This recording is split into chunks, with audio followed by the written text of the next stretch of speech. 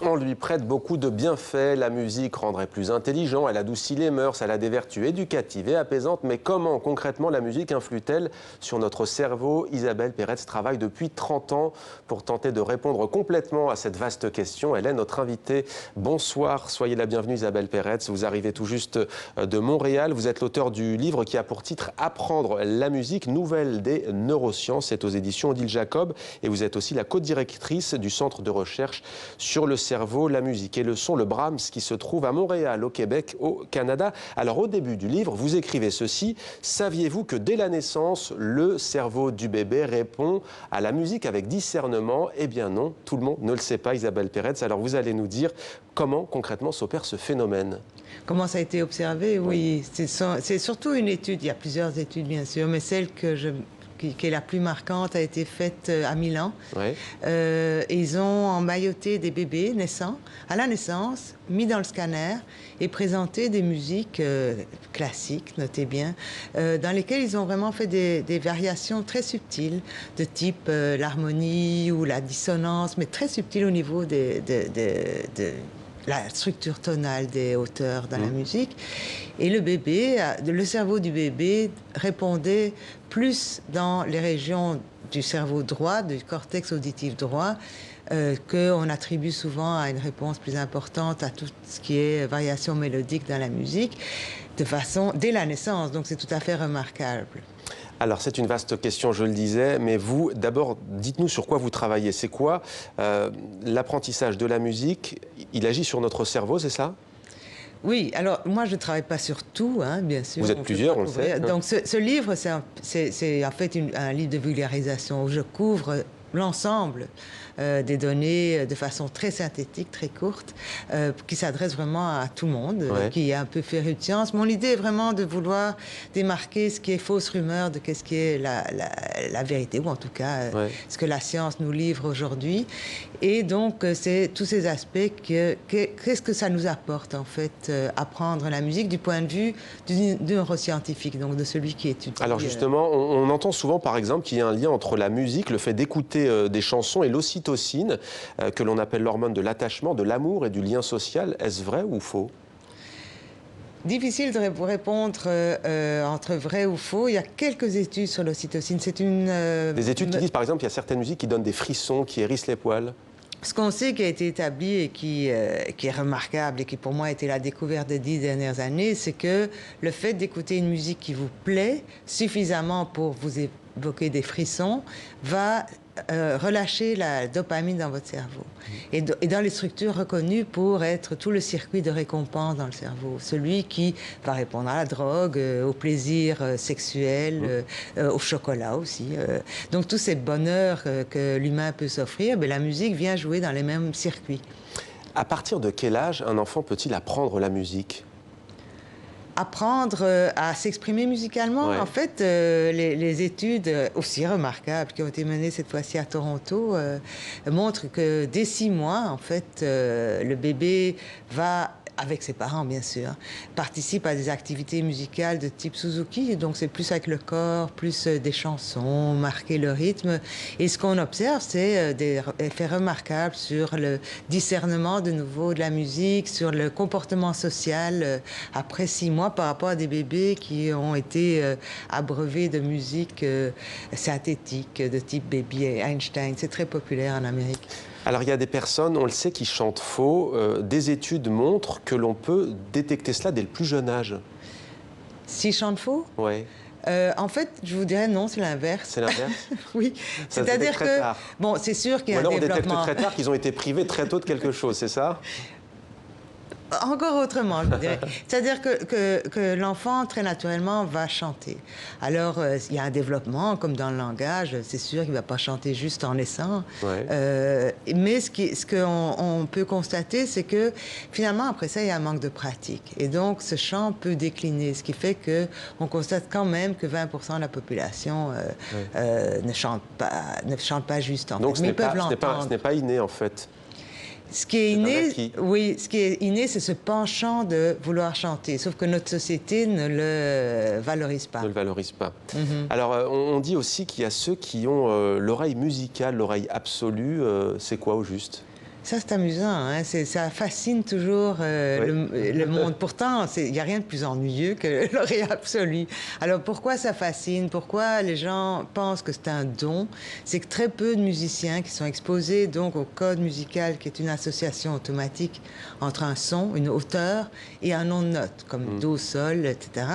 C'est une association automatique qu'on va développer si on est exposé au code, bien sûr, sauf qu'il n'y a que 10% des musiciens caucasiens qui vont développer cette habileté-là. Alors, dans le temps, on le prenait comme un signe de don, sauf que depuis récemment, en fait, on l'envisage beaucoup plus comme une forme d'anomalie. Donc, comme la synesthésie, si vous voulez. Il y a des gens qui voient des chiffres en couleur. Le 4 en jaune, le 9 en brun. Et puis, ces gens-là, ça s'apparente au même phénomène, c'est-à-dire qu'ils vont avoir cette association automatique qui n'est pas dans les chiffres ni dans la couleur. C'est une association arbitraire. Alors, on le sait, la révolution numérique et l'émergence des réseaux sociaux a changé la donne dans plusieurs domaines, notamment dans celui de la musique, avec des expériences musicales qui se multiplient sur Internet. On a trouvé un exemple pour vous. Il est jeune, il s'appelle Jonathan Mann, il est californien et il s'est donné pour objectif d'écrire une chanson par jour. On va vous proposer de regarder, on réagira juste ensuite. Pour Jonathan Mann, la musique, c'est un véritable marathon. Ce jeune homme s'est lancé le défi de composer une chanson par jour qu'il publie ensuite sur Internet. De la PAC au plan de relance de l'économie, le thème de ses créations est très variable, tout comme leur qualité selon lui.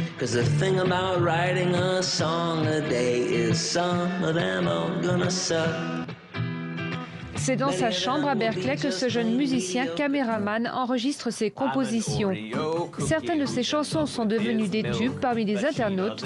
Au départ, l'aventure devait durer seulement 1 mois, mais Jonathan y a pris goût et a décidé de continuer à écrire. J'imagine pas arrêter maintenant. Il faudrait vraiment un imprévu, du genre une tumeur au cerveau, qui paralyse une partie de la tête et qui me fasse perdre toute mon inspiration. Il y a des lois de probabilité. Si vous voulez être créatif, plus vous composez et plus vous avez de chances de produire quelque chose de bien.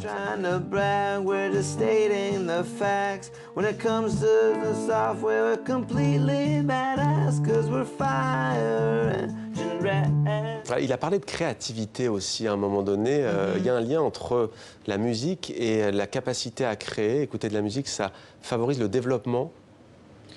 De la créativité en soi, ça n'est pas un peu la définition que vous avez, la créativité, oui, mais toute forme d'art, toute forme... même, ce qui m'étonne, en fait, c'est que ça fascine autant.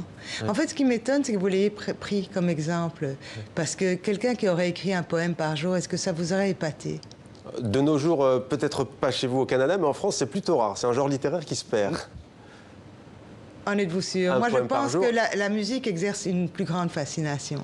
Alors, la musique rend-elle plus intelligente? C'est l'une des questions aussi que l'on pose souvent. Et vous écrivez notamment un sujet que l'on doit à cette croyance à la large diffusion de ce qu'on appelle l'effet Mozart, suivant lequel la simple écoute de la musique du célèbre compositeur améliorerait l'intellect. Que sait-on aujourd'hui d'un point de vue rigoureux, expérimental sur cette question? Oui, alors, ce qu'on sait aujourd'hui, c'est d'abord...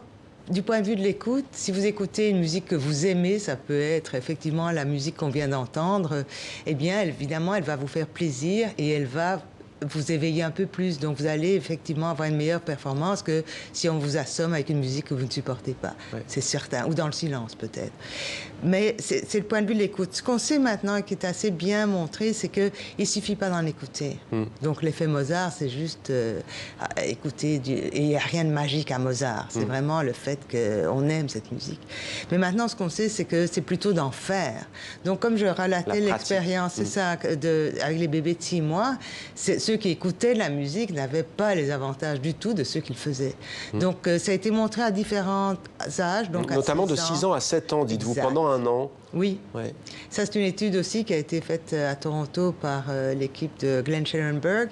Et qu'est-ce qui montre, c'est que si les enfants, donc aléatoirement pris, hein, donc, de tous niveaux sociaux, de tous milieux sociaux. Oui, absolument, qui recevaient des leçons de musique par rapport à ceux qui avaient des cours de théâtre, par exemple, mais ils gagnaient des points en intelligence. Ouais, le fonctionnement intellectuel est amélioré. Et ça se reproduit à 8 ans, ça se reproduit plus tard, jusqu'à la fin, si vous voulez, de la scolarité. Alors aujourd'hui, les enseignants et responsables des systèmes scolaires s'interrogent, on le sait. Tout récemment, par exemple, la Suisse a décidé de miser sur l'éducation musicale. Elle l'inscrit même dans sa constitution. Quels effets la musique a-t-elle sur, par exemple, la curiosité, l'attention, la mémorisation des sujets importants pour les enfants? Oui, et je suis heureuse que vous le soulevez parce que je pense qu'en France, on est plus gâtés qu'au Québec, où la musique est beaucoup plus accessible, gratuite, qu'au Québec, par exemple, où il y a un certain enseignement qui est imposé, mais obligatoire, mais il peut être tout à fait mis de côté. Ouais. Donc ça, c'est un aspect auquel je tiens parce que on voit bien que pendant donc, tout le développement, et même plus tard en fait, c'est que le fait de faire de la musique de nouveau, pas rien que d'en écouter, fait que des fonctions de type exécutif de haut niveau, comme l'attention, la concentration, la planification, tout ce qui sont des facultés qui sont tellement importantes, se développent mieux chez ceux qui en font que chez ceux qui en font pas. De la même manière, les personnes âgées perdent des neurones, mais les musiciens en perdent aussi, mais ils ont une faculté plus importante à retenir. Oui, en fait, ça a été constaté chez les musiciens âgés, c'est qu'ils gagnent 20 ans dans la reconnaissance de la parole dans le bruit, par exemple, qui demande aussi ces facultés un peu exécutives, si vous voulez, de vous concentrer l'attention. C'est pas qu'ils n'ont pas perdu autant de neurones que les autres, c'est qu'ils sont capables d'analyser, de se concentrer sur les aspects du signal que la musique leur a permis. Mais on montre ça aussi chez des gens qui apprennent. Est-ce qu'il y a un âge critique pour apprendre à jouer du piano, par exemple, ou à apprendre la musique? Il y a un âge ou pas? Eh oui, le cerveau est beaucoup plus plastique aux alentours de 5-7 ans qu'à 60 ans, c'est évident. Donc oui, il y a une période. Pour autant, dans le livre, vous dites que si on a 70 ans, on peut très bien s'y mettre. Oui, mais ça ne veut pas dire que vous le ferez aussi bien que quelqu'un de 7 ans. Hein. Mais qu'est-ce que ça apporterait alors? Qu'est-ce que ça apporte? C'est la même chose, ça apporte les mêmes avantages, qui est une sorte de réserve cognitive qu'on vient nourrir, qui fait que ça compense pour tous les effets dévastateurs de l'âge vieillissant.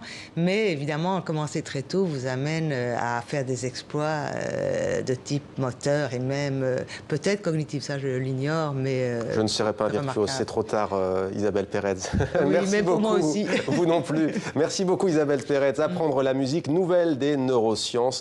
Un livre fascinant et passionnant donc sur l'apprentissage de la musique. C'est aux éditions Odile Jacob. Merci à vous. Merci.